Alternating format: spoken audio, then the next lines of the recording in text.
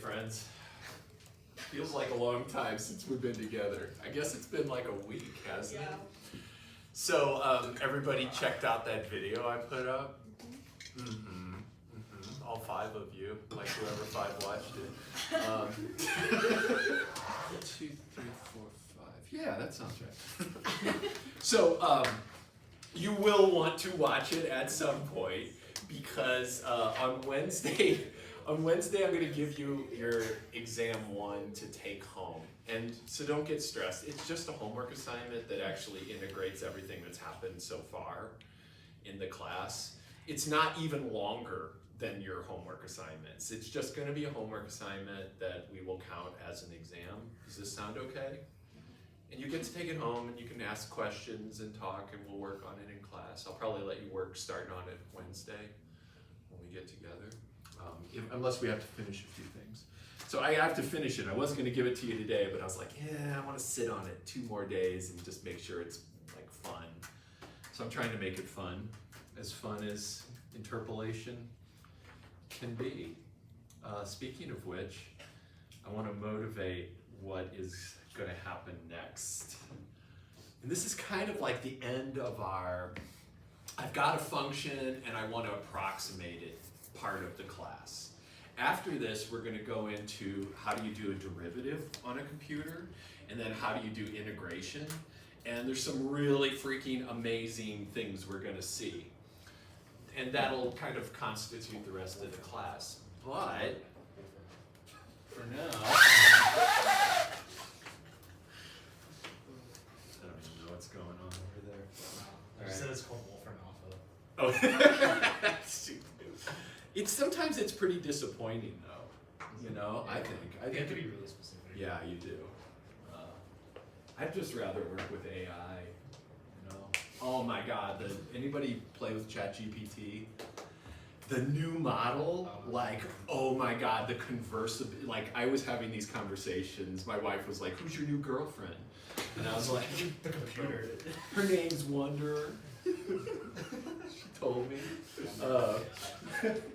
But yeah, I was having these great conversations with it over the weekend. Why is this not fucking working? Because I'm pushing the wrong button. Probably. I'm a little punchy. Where's the, like, where do you select? Is it one of the middle? Like the. Is it? Like. They just press the Oh, input select. Yeah, that would do it. That'll do it. Let's see. So I want a HDMI. 2. I think you passed it. Yeah. It's going really. Okay, slow down. There we go. There's 1. Do you think I want 2? There you go. Okay. I think 1's. I thought we were on 1. We were on 1. Awesome. Oh, look. I think 1's this one. You mean the one that doesn't. So one of the things we've been doing is we've got a bunch of data points and we're trying to take a single function and make it fit. And that function's usually a polynomial. Polynomials are sweet because all math with a polynomial is cake. Derivatives are cake. Integrals are cake. What, do you disagree with this, Miss Lavina? Like, what kind of cake are we doing? It's like the best cake. What's your favorite cake? That's what a polynomial is. Just give me a big old slice of that polynomial cake. So we're taking these things that might be modeled with crazy functions involving exponentials, logs, tangents, who knows, and making them into powers of x. Very lovely. There's also a problem with it, and it is the Runge effect. So let me show you here with a specific example, if I can even say the word. I hope this is my, oh, no, that's the second one. Here's the one I want. Okay. So this is going to show the way we have been doing things versus the way we're about to do things, or at least talk about it. So it takes a little bit of run time. Awesome. All right, let me talk about what just happened here. So I've got this true function, y equals 1 over x squared plus 1, 1 plus x squared. It's actually the derivative of arctangent, if that it means anything to you. But it's this beautiful bell-shaped curve. It's not the bell curve. That's an exponential curve, but it looks a lot like it. And it sure the hell doesn't look like any polynomial we've ever seen because of this, and then just flattening out forever. So in this first pass, the red dotted line is a, let's see what degree. We have 1, 2, 3, 4, 5, 6, 7, 8, 9, 10, 11. So that's an 11th degree, 10th degree polynomial, right? You always have one more nodes than the degree. Just, and the way I always remember that is, I've got 2 points, a line goes between them, right? So the degree is one less than the number of nodes. So when I try to interpolate this, just straightforward, with a 10th degree polynomial, that looks terrible, right? I mean, that's just crap. You do not want to be doing anything, making any decisions based on that model. Look at the blue model. And the true function is in here. You can't see it because it's blocked by the new model we're going to look at. So the way this blue curve was, and you can see there's actually a little bit of, it kind of undershoots just a hair there and overshoots up here. But overall, I mean, like, comparison-wise, this is what we should be shooting for. So we're going to talk about splining. Has anybody ever heard that term before, splines? I never had heard it until I took a class like this. So let's talk about what a spline is. And you'll get to explore some of that on the exam. All right, so there we go. So splines. We're gonna start off super chill. Let's see, where am I starting off? Yeah, let's say, so I've got some points. I've got x, y, I've got data. And we'll say I've got x1, y1, x2, y2, x3, y3. And I'm actually going to go up to a fourth one for a reason that you won't see for a little while, but you'll see. We need at least 4 points to get to the place we're going to get to. So let's plot them out, and let's just make up some goofy garbage points. So here's x1. How about we just do this? This is point 1. We'll call these 1, 2, 3, 4. 1, 2, 3, 4. So just kind of make them go down, up, and then down in that little Z shape or whatever we got there. Let me give you a second.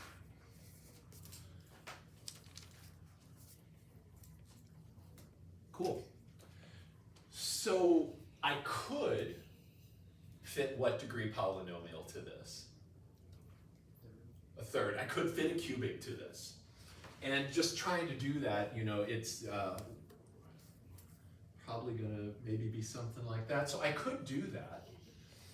But another thing I could do is, instead of taking all the points into account at once, I look locally at smaller groups of points and interpolate on those. So the method of splining, this is just concatenated, let me spell concatenated right, concatenated interpolations. With, and I'll put in with some extra conditions. And that's where it becomes beautiful. Because one thing I could do is, the simplest thing I could do is just assume everything's aligned. And I could do a linear interpolation. So the lowest level interpolation would be to connect your data with points. And there's something simple and elegant about that. So I could do a linear interpolation on neighboring points.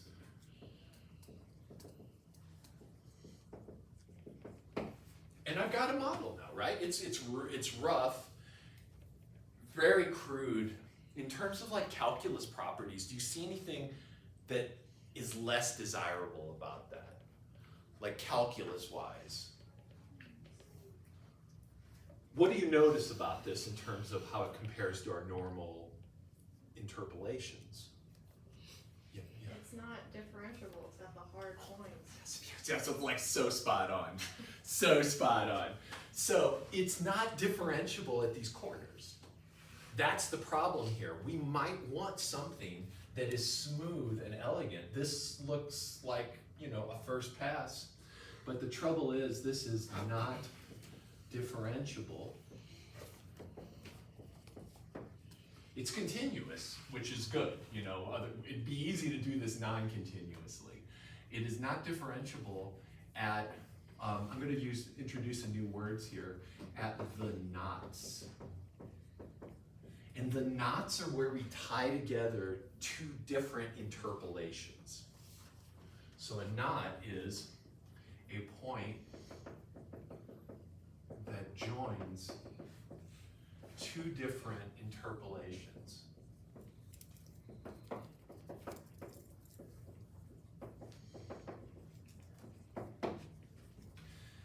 But we could do this, and you could probably work out the algorithm right now, because all it is point slope form for each of these. So like if we work this through, this would have to have a piecewise definition.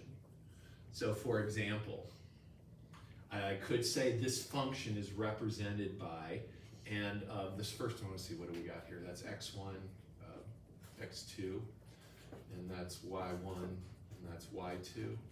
So the first function here would just be that line, which is y2 minus y1 for the slope over x2 minus x1 times x minus your x coordinate plus your y coordinate. So this is just point slope form right here. And that is when x is between x1 and x2. We're kind of working our way up. This is going to be simple and a little goofy just for a minute. And then the second part here is going to be y3 minus y2 over x3 minus x2, x minus x2 plus y2, and then on down the ways. This one's good from x2 on up to x3.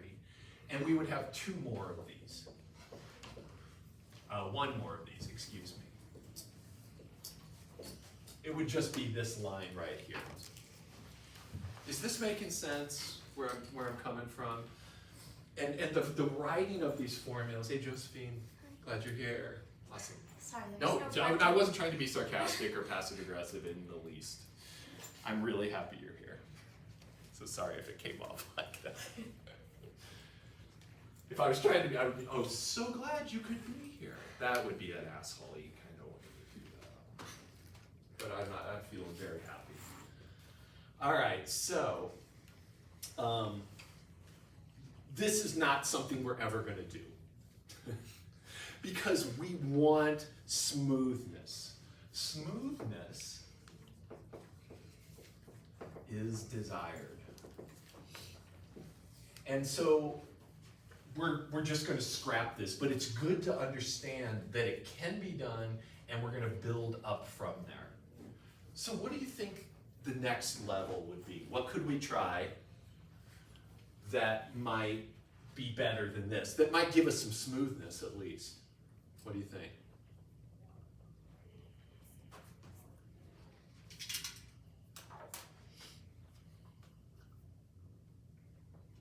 What's the next shape up from lines in polynomial land? Yeah, parabolas. I can't bend my arm like that. So the next thing we could do is a quadratic interpolation. And let's take a look at how that might work. Now, one thing I could do is to try to fit a quadratic to 3 points. But then I'm not going to be able to fit this last one. So like, for example, right here, we could do classic polynomial interpolation like that. But I still would need another point over here to get another parabola. So we're going to do something that seems a little wild. We're going to fit parabolas between pairs of points and see if we can get them to be smooth like that. So that's the next level. Let's take a look at what that involves. And in understanding this, we'll understand the ultimate goal is to do this with cubics, but there's a few issues we need to at least understand. So quadratic splines, we're going to fit a quadratic, and let's actually be really precise here. Quadratic y equals ax squared plus bx plus c between neighboring points. Now let me ask you this. I mean, I can do this in lots of ways. Here I could go whoop, and then I could go whoop, and then I could go whoop, like that, and I could make that sound. What's wrong with that? What's that? No, my answer's wrong. Oh, it's okay, it's okay. Well, your answer might be wrong. It might be a different answer. What's the problem? The whoops, exactly. Sharp, not differentiable. So we need to do this in a way that ensures that when two of them meet, that what happens? What has to be the same here? What do I need about these functions to be true at that point? Let's just focus on one point. You got two parabolas, they meet, and there's no corner there. What's another way to say that, Vivian? You have to be the same slope. Yeah, exactly. You have to same slope, tangent slope. Think about what sharpness means. Sharpness, like the kind we were seeing in that picture, means that when you approach the point from one side, the tangent slope is different than if you approach from the right side. So smoothness is I can approach this point from either side and the tangent lines coalesce at that point. So we want left hand and right hand tangents to coalesce. So we need left hand and right hand approaching tangents. And I'm going to put the word up here. If you've ever been in a class where I came across the word coalesce, I get all dewy-eyed about it because it's such a beautiful word. Coalesce. Beautifully joined together, perfectly joined together, match up, meet each other where the other is at. So let's think about just doing this at one point. Right here, I'm going to assume I have a model. And this model is going to be y1 equals a1 x, let's actually use 2 there for the squared coefficient. a2 plus a, sorry, I'm just trying to think of my letters here. Let me look at the notation I used in the past because this is, oh yeah, okay, cool. A1 plus B1 x plus C1, there we go. And then here I'm going to have y2 equals a2x, and this should be sub 1 squared, x1, x2 squared. Check out the little subscripts here. Sorry about that. Take out that subscript as well. Take out that subscript and that subscript. Because these are my general models. So this is the general model between x1 and x2. Be a little clearer. And then this is going to be the general model between x2 and x3. And then there would be another one between x3 and x4, but we're just gonna worry about two neighboring ones so we can see what's all involved here. And then let me finish it. So this is b2x plus c2. So there's gonna be a bunch of things that have to be true for this picture to be an accurate representation of these equations. So let's think about all the things that have to be true. So we need, let's just take a look here at the first model. Consider the first 3 points where we have two parabolas joining together. So what we're going to need is x1, y1, and x2, y2, and x3, y3 to be on our parabolas. These two are going to be on one parabola, and these two are going to be on a separate parabola, the second. So x1, y1, and x2, y2 are on model 1 parabola. And what does that mean? That means that y1 is equal to a1 x1 squared plus a2 b1 x1 singles plus c1, and also y2 equals a1 x2 squared plus b1 x2 plus c1. And all I'm saying is that these 2 points as labeled are on this parabola right here. I'm just plugging in the x and y coordinates. As for this parabola, we need to have x2, y2, and x3, y3 are on model 2 parabola. It's not great English. Hope it makes sense. So what that means is that I'm using this top model. Notice there's different coefficients here than there are here. But now we're going to have y2, again, same point, but it's shared between these two, equals a2 x2 squared plus b2 x2 plus c2. And then I also need this point to be on there, but I guess I'll just go ahead and write it out. So we have y3 equals a2 x3 squared plus b2 x3 plus c2. How many unknowns are here in just what we're looking at in these things here? How many unknowns? 6 unknowns, exactly.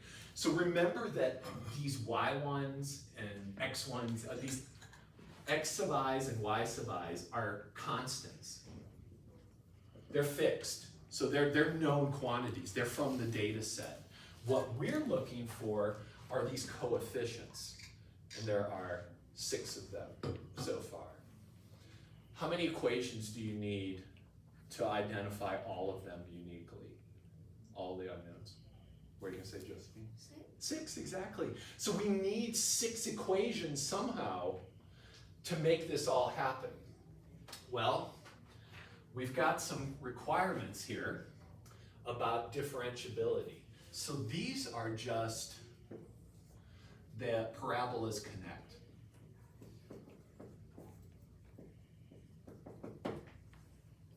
They just connect.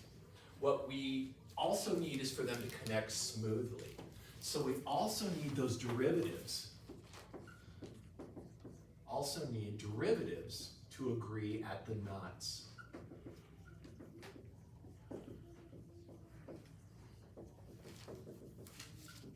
And this isn't a knot, this first one, so that's not going to help us, but this is a knot, the second one. So at x2, y2, we need the derivative equations. Let's write those out. So the first one's going to be y equals 2a1x plus b1, and y equals 2a2x plus b2, derivative of this guy, to agree at this point. And so that's going to actually get us another equation. Right now we got 4. We're coming up with the 5th one here, and the 5th one is going to be, what are we going to have here? Oh, yeah, so i.e. plug x1 into this, plug x2 into this, y2. Yeah, okay, got it. Sorry, I'm not saying it great. So this one, when I plug in this point, I'm gonna get y2 equals this with an x1. And then when I do it here, I'm gonna get y2 again equals a different equation. So I need this thing at x1, 2a x1 plus b1, to equal this thing at x1, 2a2 x1 plus b2. And now I've got a fifth equation. Oh, what's up, Lou? Are we, sorry. Maybe I screwed up my, We're doing it at x2, right? Not x1. thank you, sir. Yeah. No, that, Yep, sorry, yep, that's a little- thank you. Appreciate that. A lot of subscripts, thanks for helping me keep them straight. Yeah. Sorry, that was just like a little thing. No, it's a big thing, it's important, yeah, thank you. So this is my fifth equation. Now I've still got one thing floating around. Right now, there are infinitely many parabolas that satisfy this and those four things. There's just infinitely many. There'll always be a free variable here because we have 6 unknowns but only 5 relationships. So we need another relationship.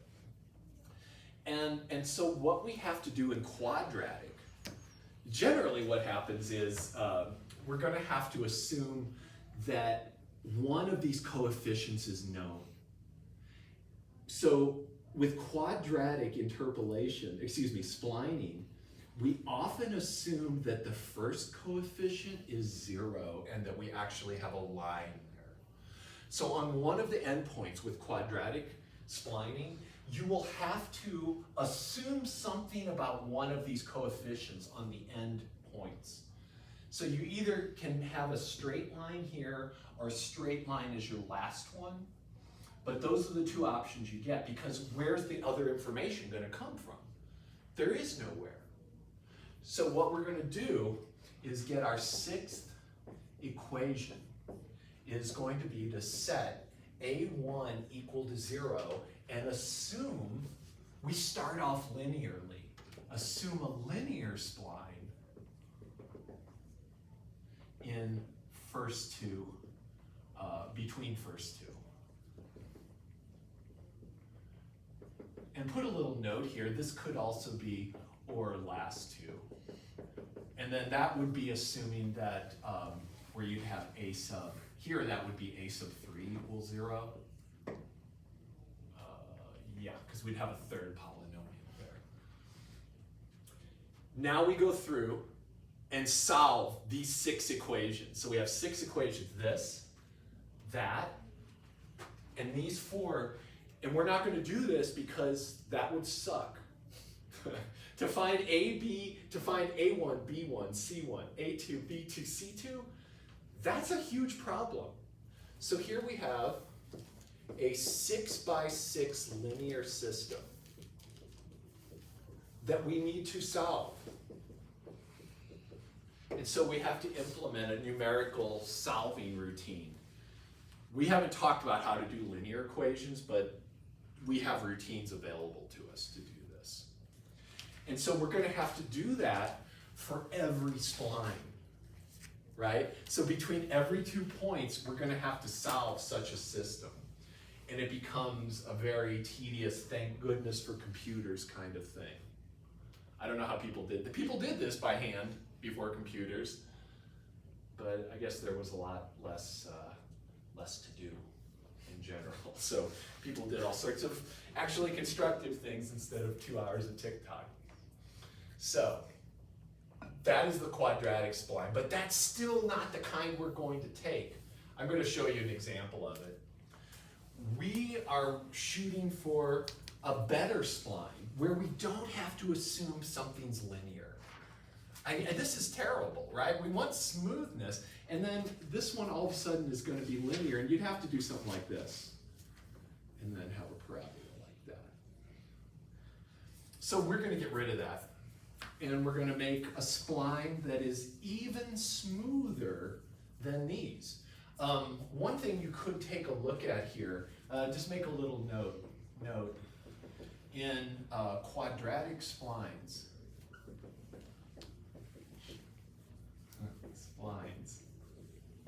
we have continuity,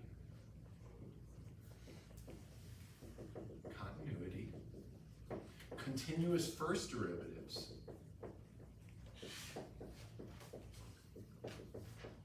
That was part of the conditions we created. But we most always have discontinuous second derivatives. It's a lot to ask, and it would overburden our system if we went through there and looked at the second derivatives and required those to sync up at the knots. It's an overdetermined system. Discontinuous second derivatives. Just impossible to get continuous ones there unless things just fall perfectly and you create some fake example. So we move on to what we're really shooting for today, and that is the cubic spline. And this is the end. You don't go to quartic splines. No one uses anything above a cubic spline. So my science friends in here, have you ever used cubic splines? You've used them? Where did you use them, Josephine? I did it during my summer internship because I was like trying to make a drawing of some guy in like a display, but I couldn't figure it out, so I made my own connect the dots, and then I just put in all of the coordinates, and then it made the spline. Oh my God, that's awesome. So you used them for art? That's so cool. Wow. Is that kind of what like a French curve is? I don't know. I don't know. Yeah. Does anybody know what I'm talking about? French curve? It's like a ruler with a... Anyway, that's awesome. That's a very cool mathematically adjacent use. Love it. So I'm assuming nobody else has, because nobody else said anything. So I'll just work on that. So, the cubic spline. Woohoo! Just the rough. Let's just look at the roughness of it. We're not going to go through all the details. I am going to try to find a better pen, because now you know what's happening, and that's why I wanted to start with those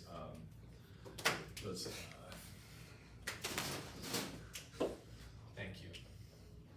Okay, so the cubic spline. What we're going to do is take our points again,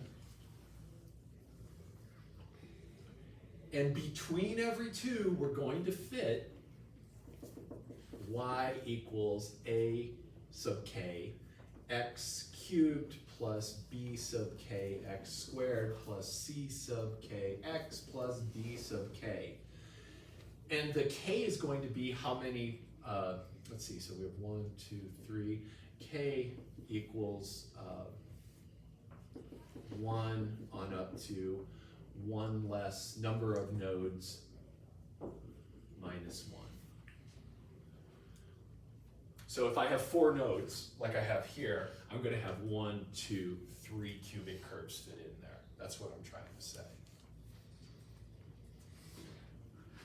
All right, so what do we require? So we require the knots are tied. Knots have continuity, continuous first derivatives,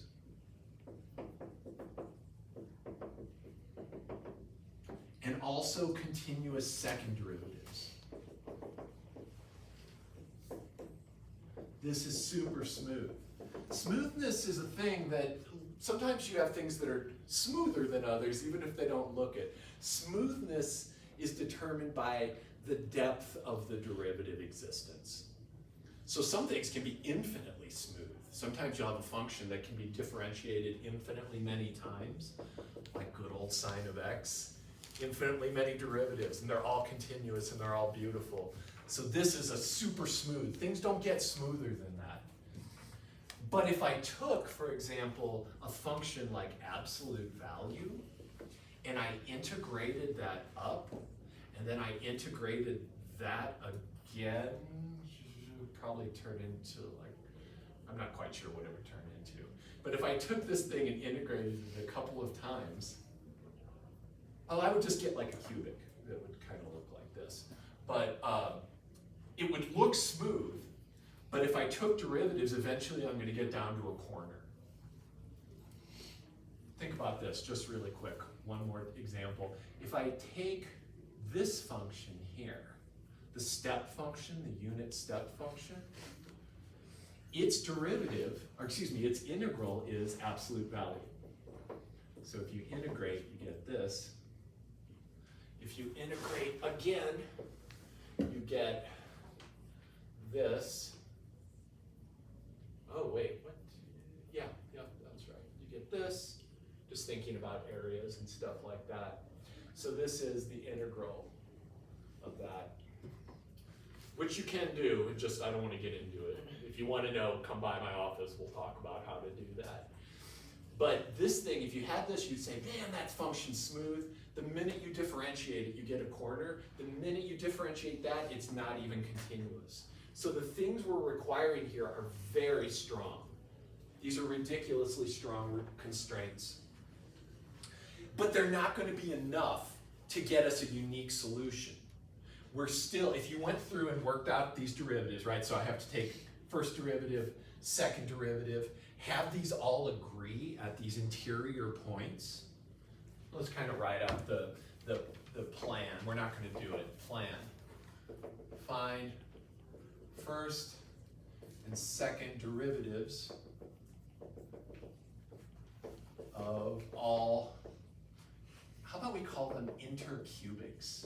I kind of like that. I don't know if I've ever seen that word, but does it make sense? The intercubics, the between points? Yeah? Cubics between neighboring nodes. And require these and the original function, original cubics, to agree at the knots. And the knots are all the inner points, the intercubics. No, they're not the intercubics, they're where the intercubics tie together.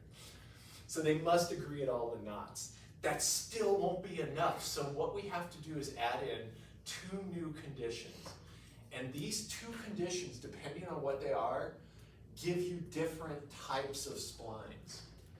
So we need two more conditions to have a well-defined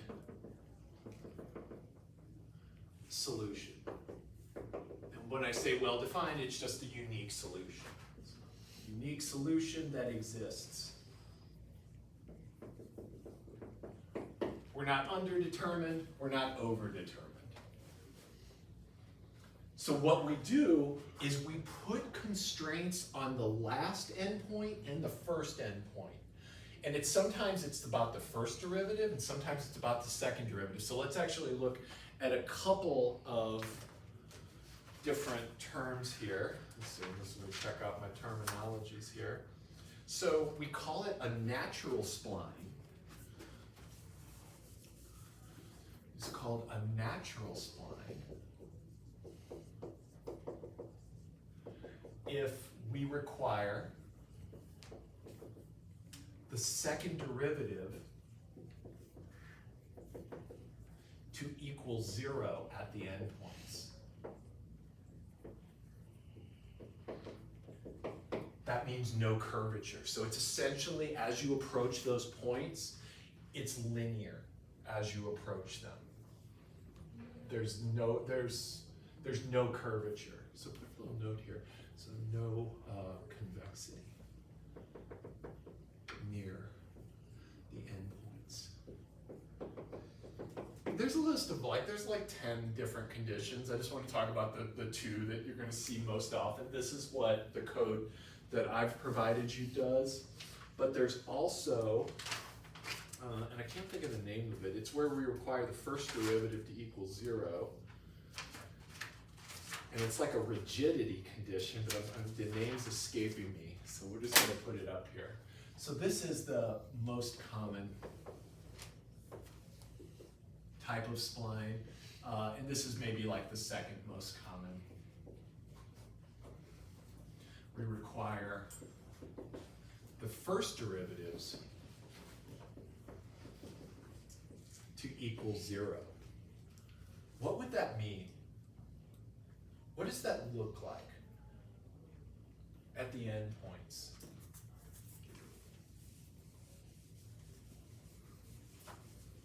So what do we have here? So let's say here's my x1, here's my x last, here's the y1, here's y last. What do the curves look like at the ends? It's like flat. Like flat, yeah, exactly. So first derivative, this means you're horizontal essentially. You have like a minimum or a maximum at those points. So this means you have flatness. That could be as a max or a min, or just flatness like a cubic, or like a cubic. Y equals x cubed at 0. So that's not a max or min, but things sure do get flat there. So you can almost imagine it's kind of like you've got, your system is bound, right? You've got like some little stake here and a stake here, and those cannot be fixed. So from there you get to wiggle the rope in between those, but it's always going to start off straight and end straight.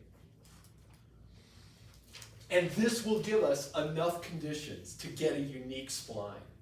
And we'll never do this by hand because that would be freaking miserable.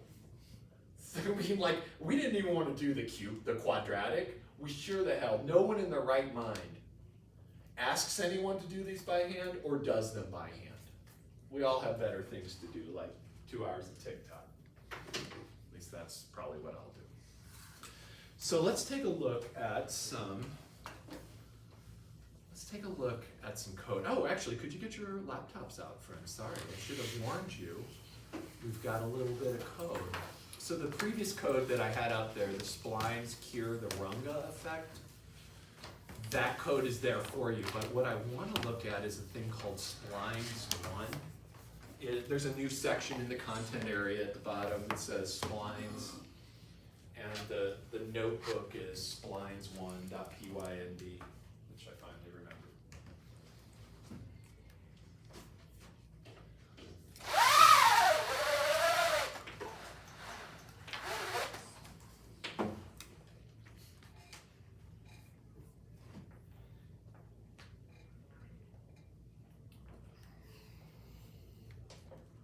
So this is some fancy code. When you get there, we'll take a look together. I'm also bringing in from a module called SciPy, which is a bunch of scientific routines. We're not writing our own routines for this stuff. We're going to use existing spline routines because you can see how complicated they must be. And we're going to use the plot routine from PyPlot. But mostly it's that spline routine that we're going to, it's SciPy interpolate. So I'm bringing in the interpolation package as SPI. The splines are contained in the interpolation collection.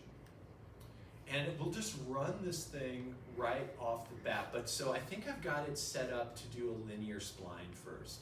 So go ahead and run it when you get it. And we can tweak every part of this, which is very exciting. Oh, I don't know why this window is so tiny. How do I make this window bigger? Can't even see it. Pull the Bottom right, okay. So you can't, there's no like just maximize button? I think there is one. Yeah.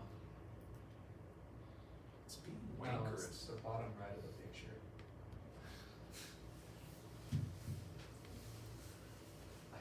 Thank you. Oh, okay, thanks. Thank you. There you go. Oh, It's you're so straight nice, out. thank you. Sometimes it's just easier.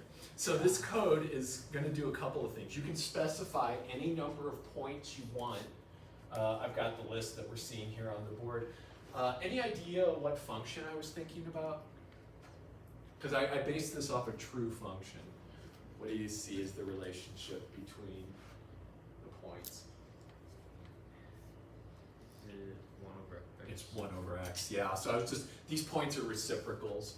1 over 1, 1 comma 1, 1 comma a half, 1 comma a third, or excuse me, 2 comma a half, 3 comma a third, 4 comma a quarter.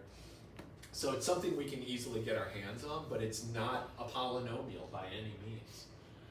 So the next thing we do is we also can specify in the code a point that we'd like to approximate the output value of. This is actually not that bad. This isn't too bad. What should the reciprocal of 2.5 be? 0.4. So we expect a perfect answer would be 0.4. We're not bad, but it sure ain't great. So let's up the degree of the spline, and to do this, you go into the code, and you know you could make this nicer. If you look at the bottom, we've got all the things we can change. You can only go up to 3 as a max, but we can do a quadratic spline by setting the degree to 2, and we can change our points, but let's not. And then I just run that beast again. This actually takes a little egg. Ain't that pretty? That is so nice. Our approximation, I don't know if it got much better though. Right, what did we have before, like 0.41, something like that? Now we're under by 0.1. So still not perfect, not getting us the thing we know to be the truth, but it sure looks nice and smooth. Let's go all the way to cubics and see what that'll do for us. So set D to 3 and rerun.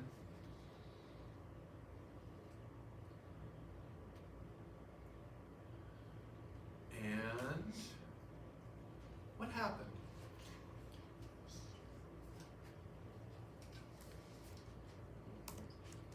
Good stuff or bad stuff? What was,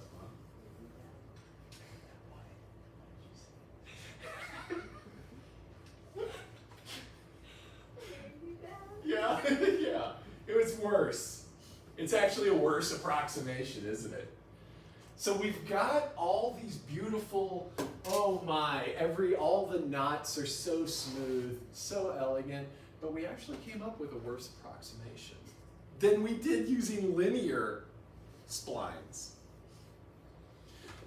Case in point is, this isn't perfect. This is not perfect. The only benefit of a spline in general is that we don't get that runga effect. So if you have points, if you have a data set where you've got a bunch of data points and they're close together, cubic spline is your friend. If you're doing a picture, it doesn't matter, right? Like, it's cool. It's like, yeah, that still looks like a dude's arm or something. But if we're doing actual approximations and estimations, it's not always the right answer. So just keep in mind that you might do a little exploration on this on your take-home exam that I'm going to give you on Wednesday. We might examine this just a little bit. Does this make sense? What does that mean, Lavina? I'm really harassing you today, but it's all right. It's been a long time. You feel good? Yeah. Okay, cool. All right, so I guess that you don't really know how you feel about it until you have to do something with it. Does that sound about right? Cool. Well, that's all I got for you today. About an hour's worth of, is that sad? We can do more. Did I show you guys, we did the computational origami in here? Yeah, we did. Damn. Where we fold it. Yeah, shit, we already did that. All right. Well, let's just call it a day. I'm sure you'll be okay somehow. That's all I got. I kind of thought it would take longer, but that's it. Would you mind hitting that